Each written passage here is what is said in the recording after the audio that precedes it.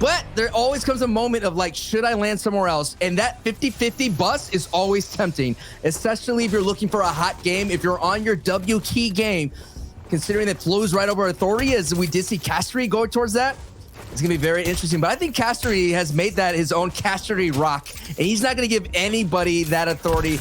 But we saw as well, oh my goodness, in the other game, how the glider was able to be a big factor for the victory. Oh my goodness. Kylix, I mean, he was a factor last game and he made it all the way through, but I don't think he was fighting Kaiko. Play out of your box. No pun intended. But right now, we have a very simple fight that's engaging right now. This is a very interesting area. I know back in the day, Nick A30 really liked this spot. This is where I've seen him kind of traverse, but that was a nice one. And Ender Cheat gets out, train hard, Zag. So feeling the vibes of that. Everyone, the fish army. I don't even know, what is the fish army? I don't know. I got to ask Aquaman. Like, what does he call the fish army? I don't know. You let me know, Arthur Curry. But yeah, it's good to see Benji Fishy being very competitive and still rocking and rolling here at DreamHack Open, as Loki with the God aim gets Rio, by the way, and sends him right out and converts him into a 5-point elimination. Yeah, nice high key box fight, nice elimination there too, all the way over at Camp Cod. One thing that we're noticing here, at least on broadcast, is but this is a nice push right now, and it's going to be a simple 1v1. There is someone lurking and looking into this fight, trying to see if they get some nice tags themselves. Usually Storm Surge is not a factor. It could be, but nice use of the crash pad. Oh no, go for the highlight. Ooh, that was so close going for that AR spray. That was got tagged up himself, but it's all good. EGRM picks that one up onto Safares. They do not want to use up their precious material unless they have to, considering that they work so hard to get to this point, and knowing that the rotations are not going to have a lot of these precious materials like brick and metal, considering that there is no cars out here in this map to farm the metal.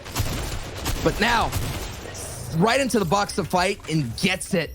Sifts, unfortunately, ends the run that I believed in. Kha'Zix, I had the caster's curse. I should not believe in anyone anymore. I should just believe in Shyo.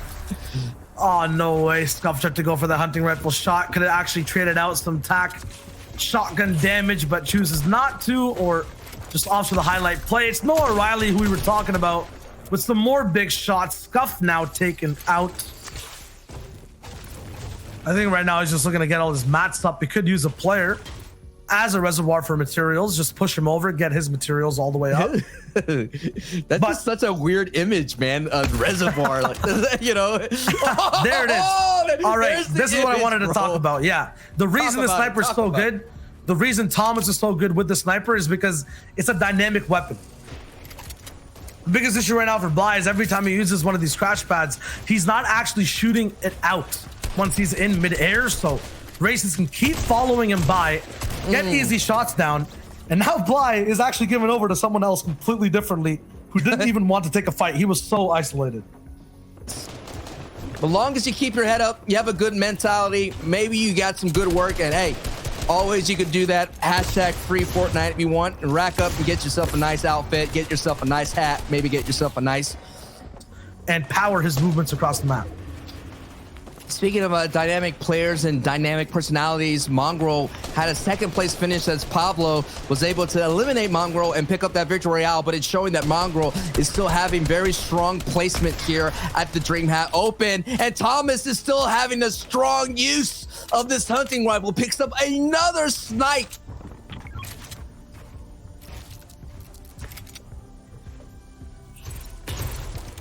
From early game, we saw Kaiko get taken out.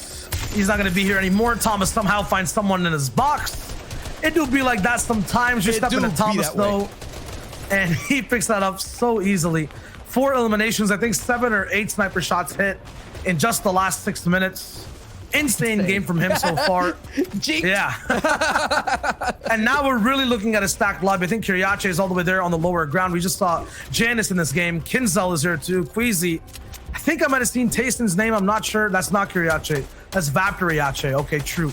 A little bit of that respect with the name tag outside the bat. The Siptos is here. We saw him in top 10 before too. Ender alive. A lot of good people in this game. It'll be a very, very difficult rotation to make once this half and half gets through.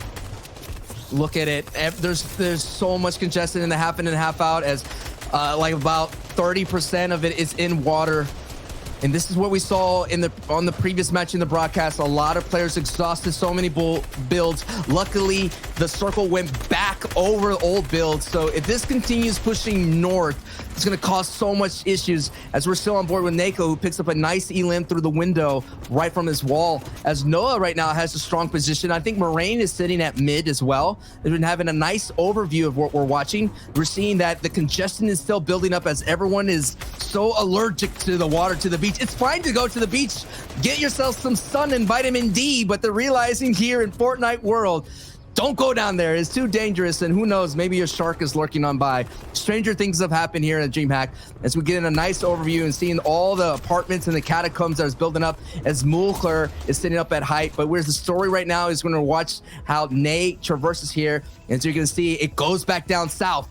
And again, it's a nice pool for everybody, but for the people down low, it's going to be an issue because they have to go through all these buildings. Yeah, the two major bases are here right now. Mulcher's one person, as you can see on the right side, with Thomas HD and Moraine holding down that entire side. But big names that are there who have the zone right now are Noah Riley, Rifla, Wakey, Kinzel. I think Janice as well. So the side of the zone that has power is very powerful. Racist will make his way over.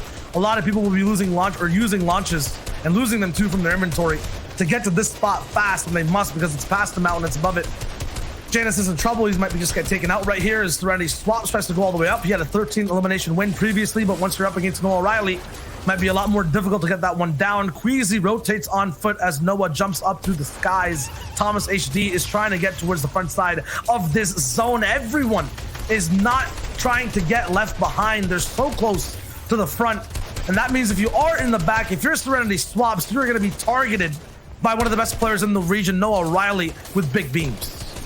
Big beams, and Noah now has Moraine down below for second from height, but he's holding this all by himself. Remember, we saw the shockwave launcher in use, but it was kind of misused, so whoever has it may not have the ability to take away height from Noah, but it's Moraine that's really close on by, so you have to keep your head on a swivel as we're still watching Noah creating more beams. And someone else as well, we have Wakey sitting here just waiting, taking a lot of crash pads out and ruining people's rotations. So that's going to be a strong play for Wakey, as he does find someone tarping out a big time hit, and he's going to pick up some nice refresh, and he still has the mobility to his name. But look at it, as the storm is going north to south, back and forth, that's only going to benefit someone like Noah, but it looks like Noah had to give up height here, Shyo.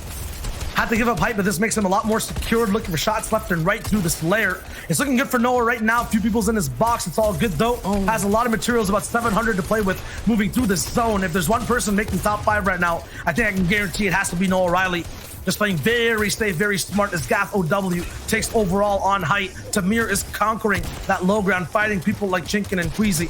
Noah Riley is just slightly a little bit behind. He's looking upwards, trying to get people like Crush down so he can get to a better layer. He finds that layer and is still on the chase, making aggression his compass and following it through with the true north. There it is, an elimination there.